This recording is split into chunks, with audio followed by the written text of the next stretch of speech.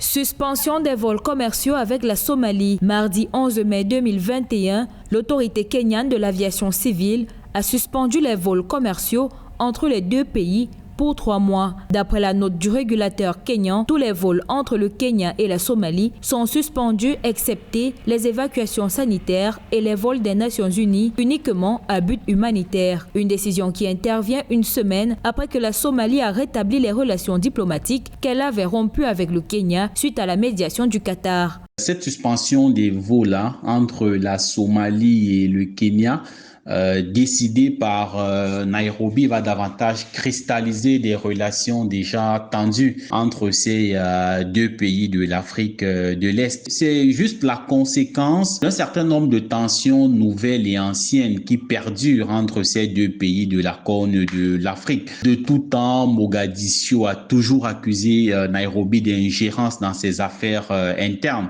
Selon les analystes, la suspension de vols commerciaux entre les deux nations a été diffusée après que la Somalie a refusé l'arrivée des cargaisons de khat en provenance du Kenya le 10 mai 2021. Cette plante euphorisante, considérée comme un stupéfiant dans de nombreux pays, est consommée en Somalie et cultivée au Kenya, où elle fait vivre des milliers d'agriculteurs et génère chaque année des dizaines de millions de dollars pour les intermédiaires.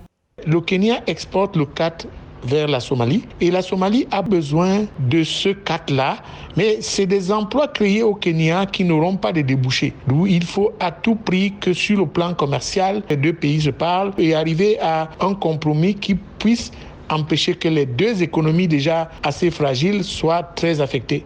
La Somalie avait rompu ses relations diplomatiques avec le Kenya le 15 décembre 2020, accusant le pays d'ingérence dans ses affaires intérieures. En outre, les deux voisins se disputent au sujet du tracé de leurs frontières maritimes dans l'océan Indien, un dossier sur lequel des audiences devant la Cour internationale de justice ont débuté mi-mars 2021 à La Haye, aux Pays-Bas.